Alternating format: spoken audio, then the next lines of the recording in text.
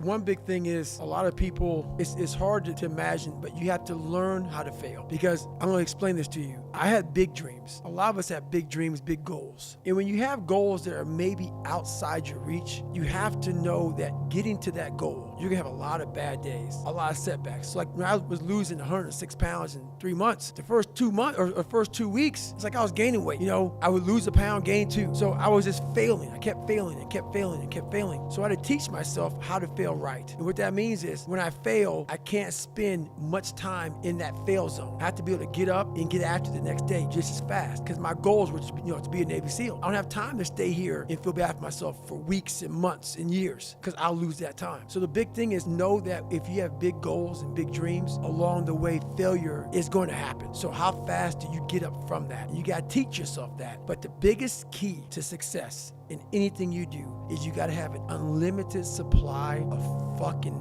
fuck you. This drive and passion, and it may come from nothing. Like for me, there was no passion, no drive, no nothing. But I had this fire that I'm going to be somebody. And it has to be there, because on all those bad days and all those days you don't want to do shit, you have to be your own motivator, your own coach, your own trainer, your own everything. So to do that, you have to come into work, and work is whatever your work may be, ready to go. And what that means is you may have failed miserably yesterday, but you come to work like people like, man, you just lost everything. How the hell are you this fucking damn motivated? Because this is what it takes. This is what the fuck it takes. And you got to get it from wherever you can. Whether you make up this illusion of your life or this false reality that gets you motivated, whatever gets you motivated, it's got to be here at the tip of your brain at all times. Because in those dark moments, you gotta pull it out. So that's the big thing for me, man. I was always fired up at all times. He was talking about there's people in these different, programs that do it for 30 days. And there's a lot of programs that are 30 days. And 30-day programs are good. It's kind of a hack, because while they say it takes 3 weeks to develop a habit or it's always this hacky shit. I'm gonna tell you right now, 30 days ain't gonna do shit for you. The permanent, you wanna make it permanent. Permanent, you start talking about a year, 18 months, 2 years, that's a sacrifice. And when you commit yourself to something for a year, you're not gonna say, oh, I'm gonna let that go. Because in your mind, you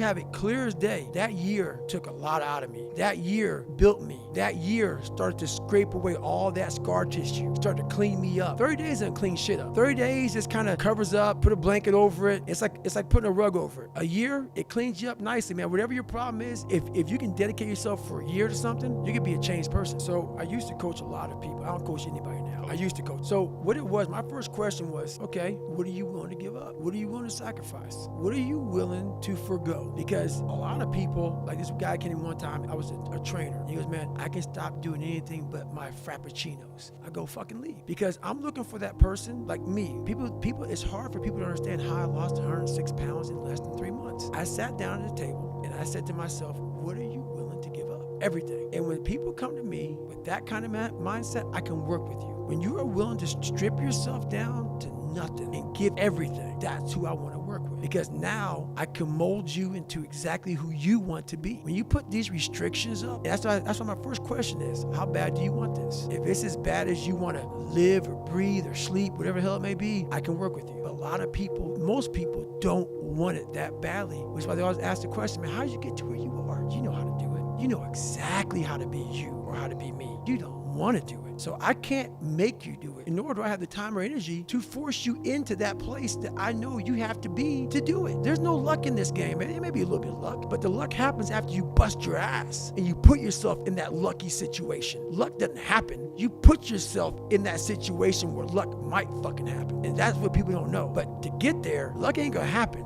You have to put yourself in that situation, man. It takes a lot of work. I've never been helped. Like, people think that the races I did in the military broke me. I was broken way before then. Numerous health problems before I even got them. Numerous. I'm talking about, like, you're talking about like sickle cell, twisted body from all the stress I was under as a kid. There's a lot of different problems. Thyroid issue, adrenal issues, all kind of shit. And so then they got magnified as I got older. So I would go to the start line of a race, like Badwater, 135-mile race to Death Valley. No one knows this, but if you go back, and there's videos of me out there, Google David Goggins' first video, or first Badwater race, you will see black compression tape on my ankles. I had broken feet at the start line of a 135-mile race. Your feet were broken.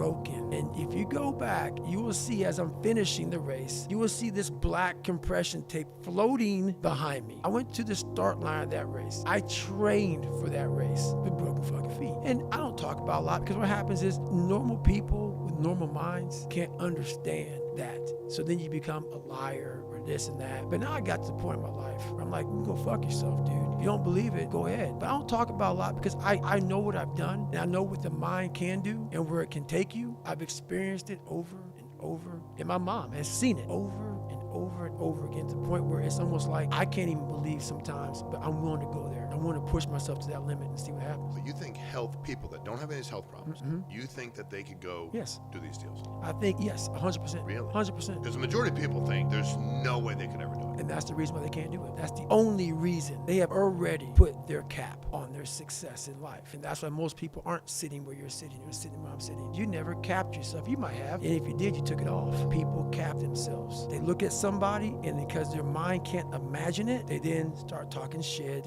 He has to be doing this, or he has to be doing that. There has to be some trick. There has to be some potion. This is bullshit. No, it's because you cannot allow your mind to open up for the possibility of it can be done, which is why you being people are where they are today, because you shackled your mind to have limits. And everybody has a limit, but find it first. I haven't found it yet. It's crazy. I find it at times, but what happens is I then figure out how to get around it, through it, above it, climb over it. So those limits, I'm always, that's what I said, I taught myself how to fail. I'm always skirting on that like limit of like, okay, I'm there. Okay, I failed, but I was right there. Did I miss? The fuck did I miss?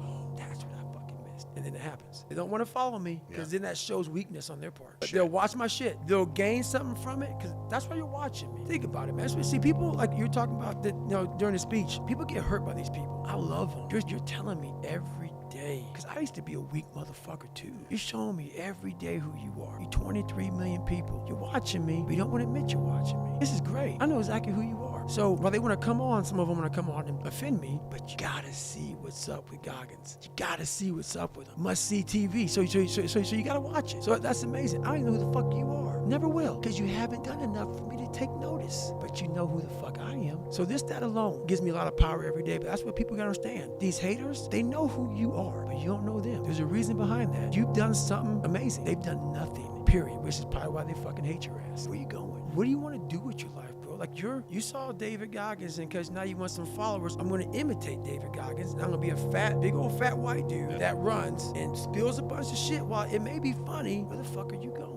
You look like late 20s, early 30s. Where the fuck are you going, bro? Life right now needs to really be kicking you in the back of the head saying, look, man, our time frame is done. Because what people don't get about life is up until you're about 30, you're fucked. You know what you're doing. You're kind of just scrambling around unless you have good direction. Then you might figure it out from 30 to 50 something, maybe 60. And then the back half of your life, you're fucked. So 2/3 of your fucking life, you suck. So the more you fuck up that middle part from 30 to 50, 40 to 60-ish, you only got about good 25 years of like, man, I'm killing it out here. People don't get that. So you're fucking around out here, running around your shirt off, and you're in that window now of like, you're starting to waste time, bro. You're starting to waste time. So that's how I feel about it. So this is what it is, man. Like, my military career was everything for me. And I won't go too deep into it, but when you are trying to take away something that I worked so hard for because you have a thing against me, and a lot of people who are jealous, I'm a man, so I offend a lot of other so-called men. Just to cut to the fucking chase, all right? It took a lot for me to be a man. It ain't fucking easy. It's the hardest thing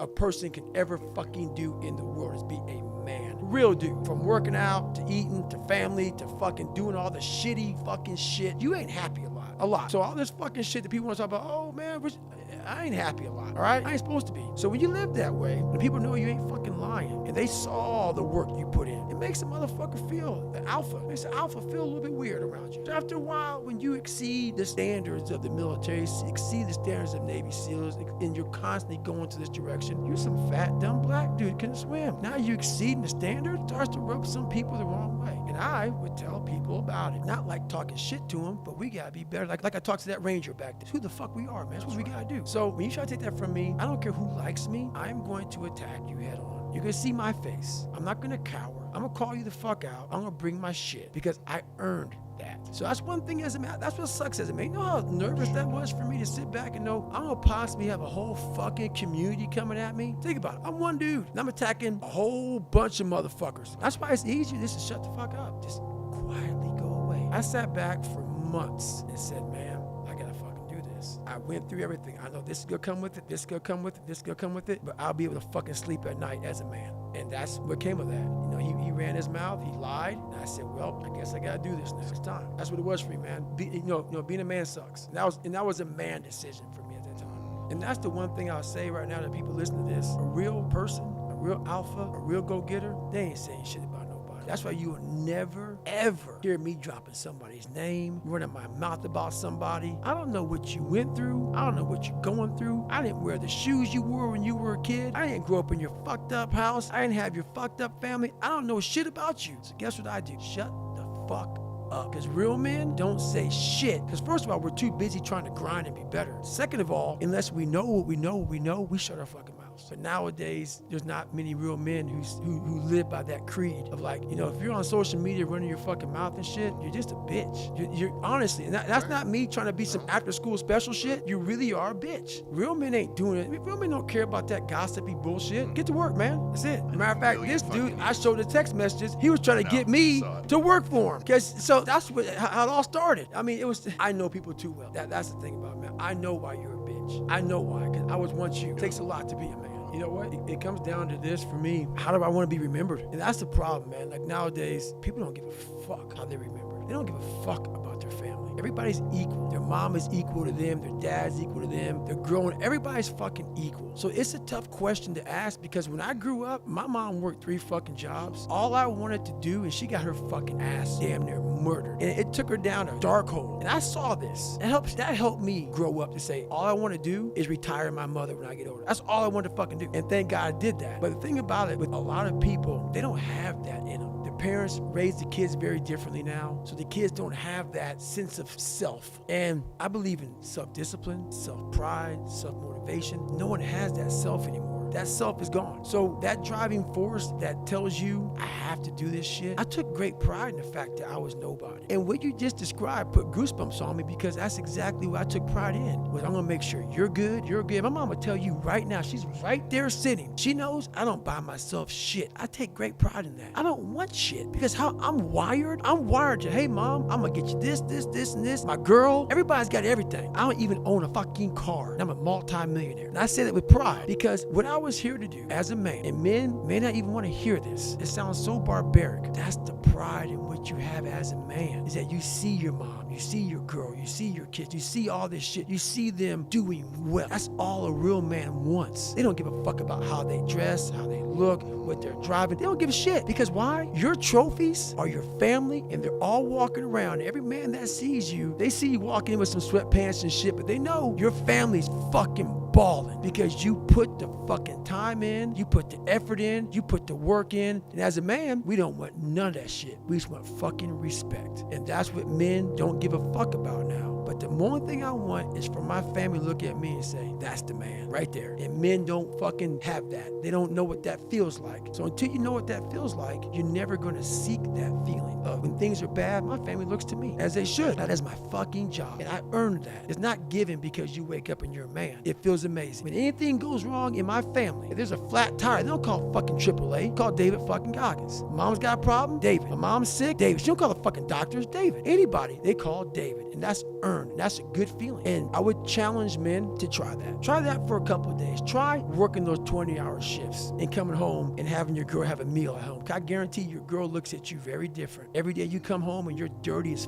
fuck, or you're just tired, and she knows you're only getting 4 hours of sleep. And then when you go to work, she's sleeping because it's 4 o'clock in the fucking morning, and you look at her, she knows what kind of man she's got. Your mom knows, your dad knows what kind of son they have. They don't know that feeling. It's the best feeling in the fucking world. Money can't buy it, nothing can buy it. So it's just something that we almost can't teach our kids anymore because the world is influencing people from all over. Once they leave your house, you got this weak family, and that weak family, and that weak family saying, why is your dad like that? Why are you doing that? So it's hard to keep it, man.